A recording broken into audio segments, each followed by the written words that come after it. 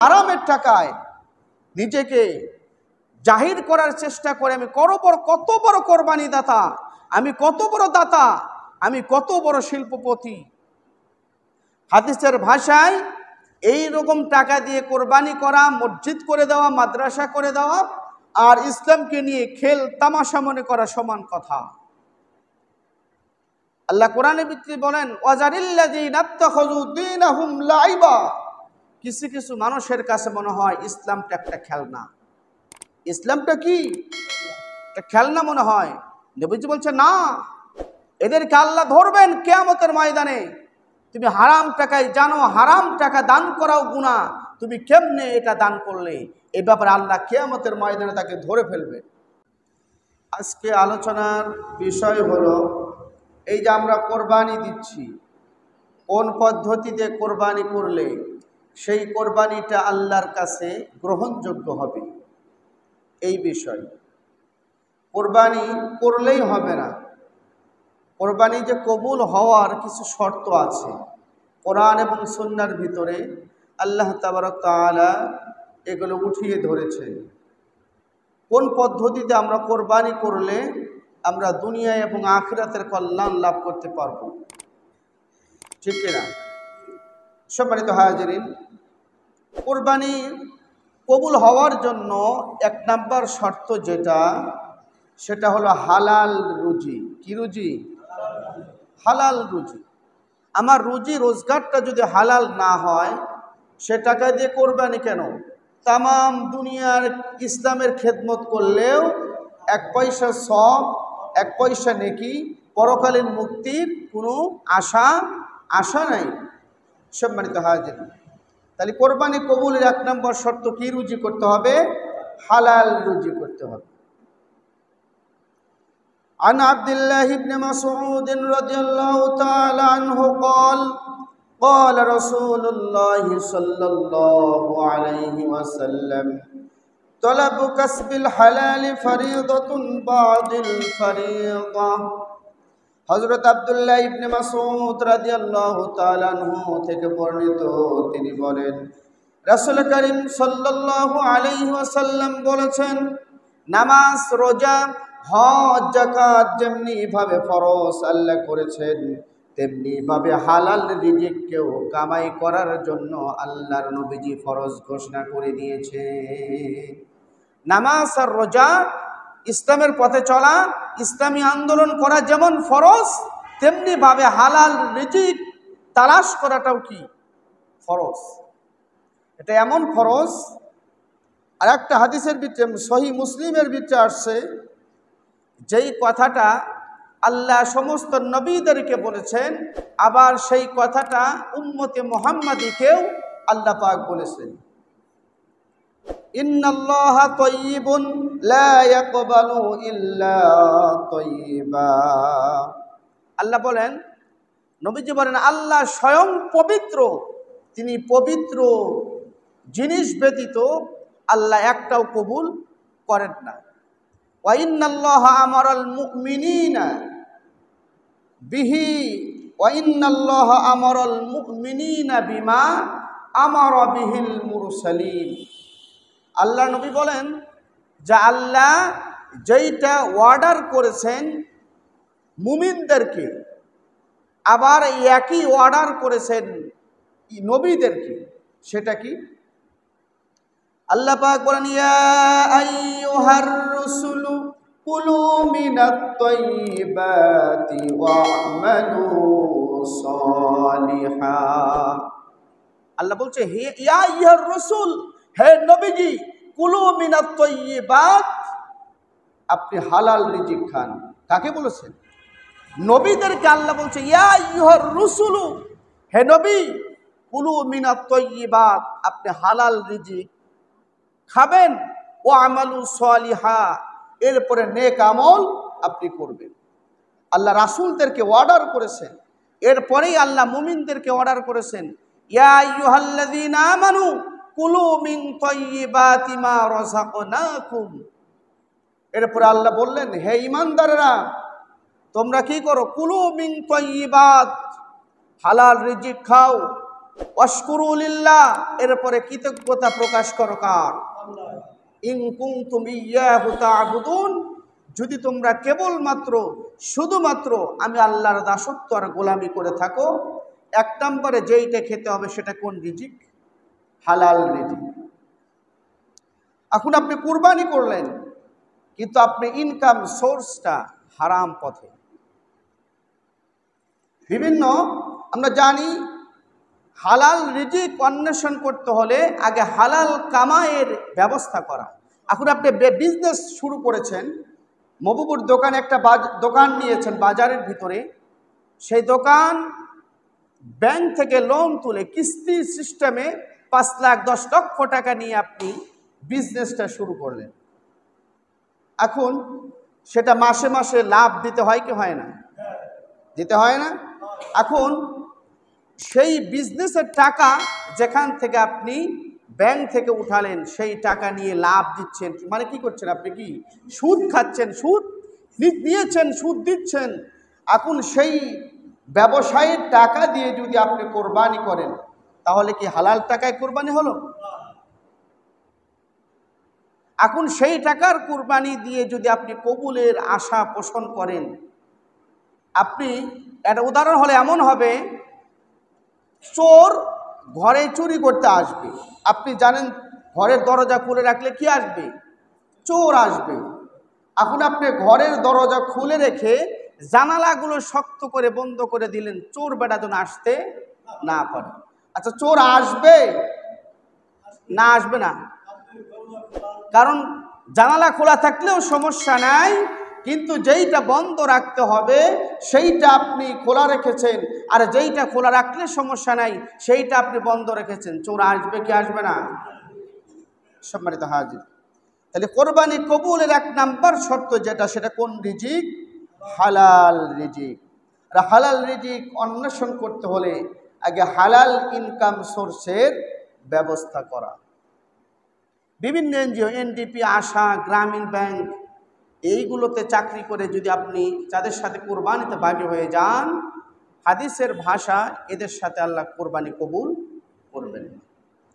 সম্মানিত হাজিরিন, আল্লাহর নবী বললেন, 3টা কাজ যদি তোমরা করে যেতে পারো, 3টা কাজ যদি তোমরা করে যেতে পারো, এই পৃথিবী থেকে বিদায় নেওয়ার সাথে সাথে আমার নবীজি ঘোষণা করেছেন তারা জান্নাতের মেহমান হয়ে যাবে। মান আকালা তয়্যিবা, 1 নাম্বার হালাল রিজিকের ব্যবস্থা যদি আপনি করতে পারেন, আপনি আল্লাহকে ডাকবেন, আপনার দেহ পবিত্র, হালাল রিজিক খাওয়ার কারণে আপনার জবানটা আল্লাহর কাছে পবিত্র। সেই পবিত্র জবানে যারা বেহালাল রিজিক অন্বেষণ করে, তাদের জিহ্বার চাইতে আপনার জিহ্বা আল্লাহর কাছে পছন্দনীয়। তাদের আল্লাহ আল্লাহ ডাকার চাইতে আল্লাহর কাছে আপনার জবানটা পছন্দনীয়। নবীজি বলেন, মান আকালা তয়্যিবা, 1 নাম্বার হালাল রিজিক খাও। ওয়া আমিলা ফি সুন্নাহ, রাসূল যেইভাবে যেই ইবাদতটা যেই আমলটা আপনাকে করার জন্য হাদিসে দিক নির্দেশনা দিয়েছে সেইভাবে ইবাদত করতে হবে। ওয়া আমিনান নাস বাওয়াইকহু দাখালাল জান্নাহ, এরপরে মানুষের সাথে ভালো ব্যবহার, আমানতের হেফাজত করতে হবে। নবীজি বলেন হালাল রিজিক খেতে হবে, সুন্নাহ অনুযায়ী আমল করতে হবে, আমানতের হেফাজত করো। দাওয়াইকহু দাখালাল জান্নাহ, এরপরে নবীজি বলেন তোমরা আল্লাহর জান্নাতে প্রবেশ করো। 1 নম্বর কি রিজিক? হালাল রিজিক। হালাল রিজিক, হালাল টাকা ছাড়া আল্লাহর কাছে একটা টাকাও কবুল হবে না। কোনো ব্যক্তি যদি হারামের টাকায় নিজেকে জাহির করার চেষ্টা করে, আমি কত বড় কোরবানি দাতা, আমি কত বড় দাতা, আমি কত বড় শিল্পপতি, হাদিসের ভাষায় এই রকম টাকা দিয়ে কোরবানি করা, মসজিদ করে দেওয়া, মাদ্রাসা করে দেওয়া আর ইসলামকে নিয়ে খেল তামাশা মনে করা সমান কথা। সম্মানিত হাজির, আল্লাহর কাছে হালালটা ছাড়া কোনোটাই কবুল হবে না। নাম্বার 2 হলো ইখলাসের সহিত কোরবানি করতে হবে। ইখলাস মানে একনিষ্ঠতা। কেবলমাত্র আমার কোরবানির দ্বারা খুশি করব কাকে? আল্লাহকে খুশি করার জন্য কোরবানি করতে হবে। ইখলাস একনিষ্ঠতা ছাড়া আল্লাহর কাছে কোনো ইবাদত, কোনো আমল আল্লাহ কবুল করেন না। সম্মানিত হাজির, এখন আপনি চিন্তা করলেন যে কোরবানিতে চলে এসেছে, এত বড় একটা কোরবানি আমি দেব, মানুষেরা আমাকে নিয়ে হাট বাজারে হইচই ফেলে দিবে, মানুষেরা আমাকে নিয়ে হাট বাজারে হইচই ফেলে দিবে, চাষটালে বিভিন্ন জায়গায় আমার গল্প গুজব হবে, গরুটা বাহিরে বেঁধে রাখবো, মানুষজন দেখে বলবে কত টাকা আমার হয়েছে। এরকম চিন্তা চেতনা মন মস্তিষ্ক যদি আমার থাকে, আল্লাহর নবী এদের ব্যাপারে কঠিন হাদিস বর্ণনা করেছেন।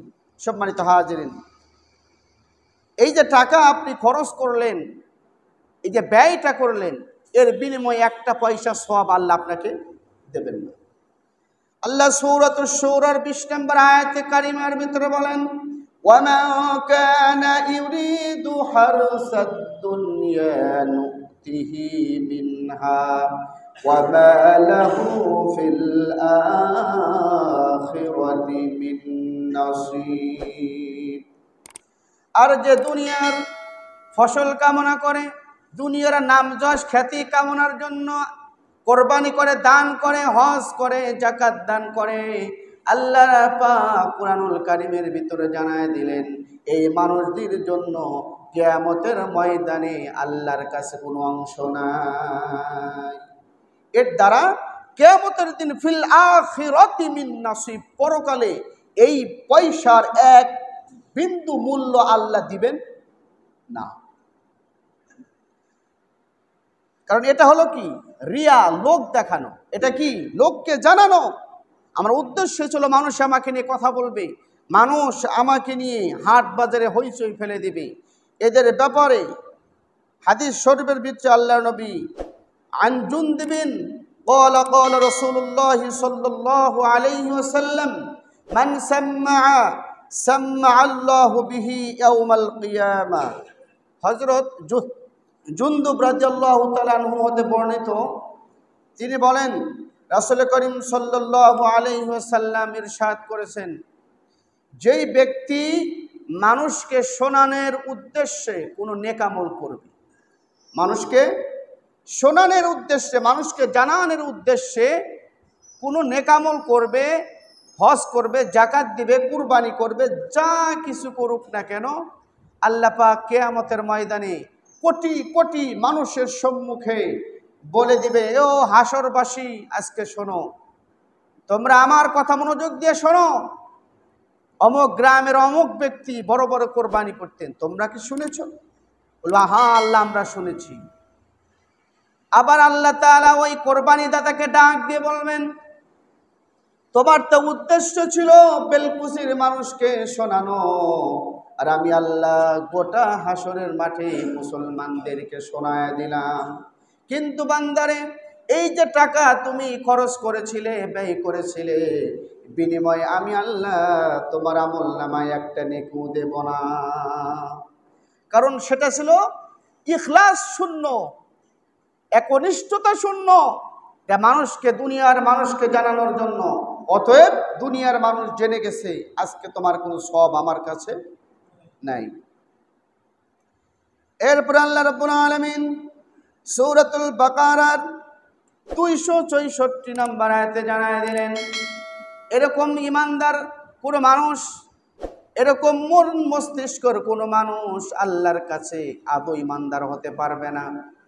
কাল্লাযী ইউনফিকু মালাহু রিআআন নাসি ওয়ালা ইউমিনু বিল্লাহি ওয়াল ইয়াউমিল আখির। যেই ব্যক্তি তার টাকা পয়সা খরচ করে রিআআন নাস, মানুষদেরকে দেখানোর জন্য, শোনানোর জন্য, আল্লাহ তাআলা জানায় দিলেন ওয়ালা ইউমিনু, তারা ঈমান আনে নাই, বিল্লাহি আমি আল্লাহর প্রতি, ওয়াল ইয়াউমিল আখির এবং পরকালের প্রতি। যেই সমস্ত মানুষগুলো মানুষকে দেখানোর জন্য টাকা পয়সা ব্যয় করে, ওই মানুষগুলো আদৌ আমি আল্লাহ এবং পরকালের প্রতি ঈমান আনতে পারে নাই। ঘোষণা আল্লাহ। যারা মানুষকে শোনানোর জন্য, জানানোর জন্য এই কাজগুলো করবে, এর বিনিময়ে আল্লাহর কাছে কোনো সওয়াব নাই। নাম্বার 3 হলো কোরবানি কবুলের 3 নাম্বার শর্ত নামাজ আদায় করা। কি আদায় করা? আমাদের সমাজে দেখবেন নামাজ পড়ে না কিন্তু কোরবানিটা ছাড়ে না। নামাজ পড়তে তার কষ্ট হয় কিন্তু কোরবানি দিতে কোনো কষ্ট হয় না। আল্লাহ তাআলা কুরআনুল কারীমের ভিতরে কি বলেছেন? ওয়ানহার ফাসাল্লি লিরাব্বিকা, নাকি ফাসাল্লি লিরাব্বিকা ওয়ানহার, কোনটা বলেছেন? আমার কথা বোঝেন নাই? আল্লাহ কি বলেছেন? ওয়ানহার ফাসাল্লি লিরাব্বিকা, নাকি ফাসাল্লি লিরাব্বিকা ওয়ানহার, কোনটা বলেছেন? আগে কোনটা? কথা বলেন, আওয়াজ দেন, কোনটা আগে? নামাজ আগে। কি নামাজ, এরপরে কি? এরপরে কোরবানি। কিন্তু নামাজের সমস্যা থাকলে কোরবানিতে কোনো সমস্যা নাই। আল্লাহ তাআলা জানায় দিলেন, ইন্না সলাতি ওয়া নুসুকি ওয়া মাহইয়ায়া ওয়া মামাতি লিল্লাহি রাব্বিল আলামিন। নিশ্চয় আগে নামাজ, এরপরে কুরবানি। তোমার জীবন, তোমার মরণ, সেটা একমাত্র দিতে হবে কার জন্যে? আল্লাহর জন্য। কারণ বেনামাজি যিনি, আমিরুল মুমিনিন ওমর ইবনুল খাত্তাব রাদিয়াল্লাহু তাআলা আনহু বলেন, লা হাজ্জা ফিল ইসলামি আতাআস সালাহ। যেই ব্যক্তির ভিতরে নামাজ নাই, লা হাজ্জা ফিল ইসলাম, ইসলামে তার কোনো অধিকার নাই, তার কোনো অংশ ইসলামে নাই। কত বড় কঠিন কথা! নামাজ নাই, তার ইসলাম কি? তার কি এর কোরবানি, কি এর হজ, কি এর রোজা, কি যাকাত, কোনোটাই আল্লাহর কাছে। এখন এই কোরবানি যদি গোস্তটা খাওয়ার সিস্টেম না থাকতো, আমার মনে হয় একজনকেও, মুষ্টিময় কয়েকজন ছাড়া যাদের ভিতরে নামাজ নাই, একটা কোরবানি দিত না। মূলত কোরবানি দিলে গোস্ত খাওয়া যায়। এরপর আব্দুল্লাহ ইবনে মাসউদ রাদিয়াল্লাহু তাআলা আনহু বলেন, ওয়ামান তারাকাস সালাতা ফালা দীনা লাহু। যে নামাজ পরিত্যাগ করলো, ওই ব্যক্তির কোনো ধর্ম নাই। কি নাই? ওয়ামান তারাকাস সালাতা ফালা দীনা লাহু, দিন মানে ধর্ম। যে ব্যক্তি নামাজ ছেড়ে দিল, ইসলামে তার কোনো অংশ নাই। আর একটা সাহাবী আব্দুল্লাহ ইবনে মাসউদ রাদিয়াল্লাহু তাআলা আনহু বলেন, তার কোনো ধর্ম নাই। হযরত আবু দারদা রাদিয়াল্লাহু তাআলা আনহু বলেন, লা ঈমানা লিমান লা সালাতা লাহু ওয়ালা সালাতা লিমান লা উযু আলাহু। ওযু ব্যতীত যেমনি নামাজ পরিপূর্ণ হয় না, তেমনি নামাজ ব্যতীত কোনো মুসলমানের ঈমান পরিপূর্ণ হতে পারে না।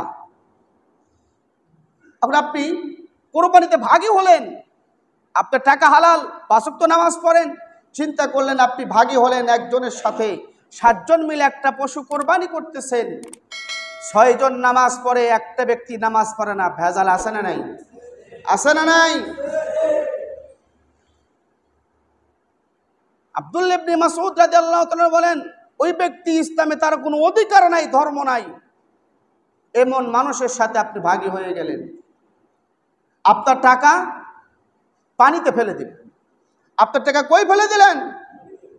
একদম টাকাতে আগুন ধরে পুড়ে ফেললে যেরকম লস হতো, আপনার ঠিক তদ্রূপ লস হয়ে গেল। গোটা দেহের ভিতরে সবচেয়ে দামি কোন জিনিস? এ মাথা। মানুষের বডিকে যদি কেউ ছিন্ন করে ফেলে, মাথা থাকলে তাকে শনাক্ত করা যায় কি যায় না? আওয়াজ দিয়ে বলুন, যায় কি যায় না?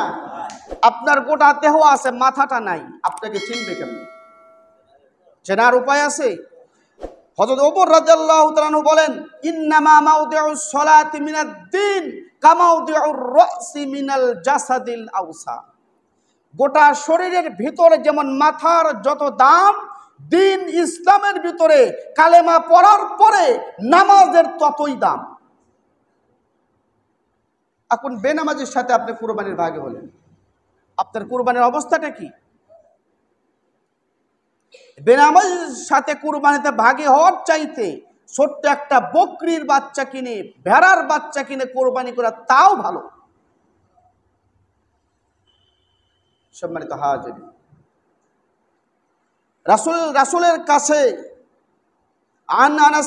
আনাস ইবনে মালিক রাদিয়াল্লাহু তাআলা আনহু قال قال رسول الله صلى الله عليه وسلم جعلت قرة عيني في الصلاة। আল্লাহর নবী হাদিসের ভিতর বলেন, আমার চোখের শান্তি, অন্তরের শীতলতা, অন্তরের প্রশান্তি, চোখের শীতলতা হলো নামাজের মধ্যে। রাসূলের কথা, আমার অন্তরের প্রশান্তি আর চোখের শীতলতার নাম হলো সালাত। সালাত সালাত। এখন সালাতের লোক না পাওয়া গেলেও কুরবানির লোকের কিন্তু অভাব নাই। নবীর সাহাবী হযরত আমর ইবনুল আস রাদিয়াল্লাহু তাআলা আনহু বলেন, সহস্র যোগ্য ব্যক্তির মৃত্যুতে তত ক্ষতি হয় না যত ক্ষতি একজন অযোগ্য ব্যক্তির সহচর্য অবলম্বনে হয়ে থাকে। আপনি 50-60 হাজার টাকা খরচ করে কুরবানি দিলেন, কিন্তু বিনিময়ে একটি সওয়াব আল্লাহ আপনাকে দিলেন। আবার দেখবেন যখন কোরবানির সময় চলে আসে, কোরবানিতে ভাগীদার পাওয়া যাবে না। কিছু কিছু লোক কিন্তু কোরবানির 7-8 দিন আগের থেকে নামাজ পড়ে কি পড়ে না? আমার মসজিদে আজকে আছে না নাই, যে হুজুর তো কঠিন কথা বলে গেলেন, আমার তো 30,000 টাকার উপরে বাজেট নাই, আমি তো কোরবানিতে ভাগীদার পাবো না। যাই 2-4 দিন মসজিদে গেলে 2-1টা লোক পাওয়া যেতে পারে। কোরবানিও শেষ, নামাজও শেষ। এরকম ভাগীদার আছেন? আসলে বলেন তো, ওই লোকটা কি আল্লাহকে রাজি খুশি করার জন্য নামাজ পড়েছে, না কোরবানিতে ভাগীদার পাওয়ার জন্য নামাজ পড়েছে? কথা বলেন। এই ব্যক্তির নামাজের অবস্থা কি? আল্লাহ নবী সেটাও হাদিসের ভিতরে বলেন, ইয়াসজুদু লাহু কুল্লু মুমিনিন। কিয়ামতের ময়দানে এই সমস্ত ফাজিল যারা, ইসলামকে যারা তামাশা মনে করেছে, এদেরকে বলবে, মুমিনদেরকে বলবে, মুমিন তুমি সিজদায় চলে যাও। মুমিন সিজদায় চলে যাবে, কারণ মুমিন নামাজ পড়েছে কার জন্যে? কার জন্যে? আর যারা কোরবানি ভাগীদার পাওয়ার জন্য, ইলেকশনে ভোট পাওয়ার জন্য, এরপরে আত্মীয় বাড়িতে আসছে, বিয়াই নামাজ পড়ে, নামাজ না বললে কি হবে? বিয়াই বলবে কি, বিয়ের শরমে নামাজ পড়তে এসেছে?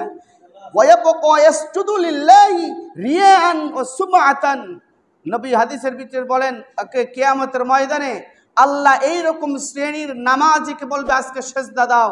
উনি যখন সেজদার জন্য চলে যাবে, আল্লাহ তাবারক তাআলা তার কোমরকে কাঠের মতো শক্ত করে দিবে। সেদিন সেজদা দেওয়ার কোনো সুযোগ তাদের থাকবে না। সম্মানিত হাজিরিন, তাহলে 1 নম্বর হালাল রিজিক, নাম্বার 2 ইখলাস, নাম্বার 3 নামাজ। নাম্বার 3 কি? নামাজ। আজও যারা নামাজ পড়ি নাই কিন্তু কোরবানি কিনেছি, আজকের থেকে শিক্ষা নেন। আজকের থেকে আমরা ওয়াদাবদ্ধ হব, জীবনে আর নামাজ ছেড়ে দেব না। আর মেহেরবানি করে, যেটা আপনাদের উপর আমার অনুরোধ থাকবে, নামাজ আমরা আর কেউ ছেড়ে দেব না। নামাজ ছেড়ে দিয়ে কোরবানি করে, বিশ্বাস করেন, নামাজ ছেড়ে দিয়ে 100, 150, 200 গোটা দুনিয়া ধরে যদি আমরা কোরবানি করি, এরপর আল্লাহর কাছে সেই কোরবানি 1 পয়সা দাম নাই।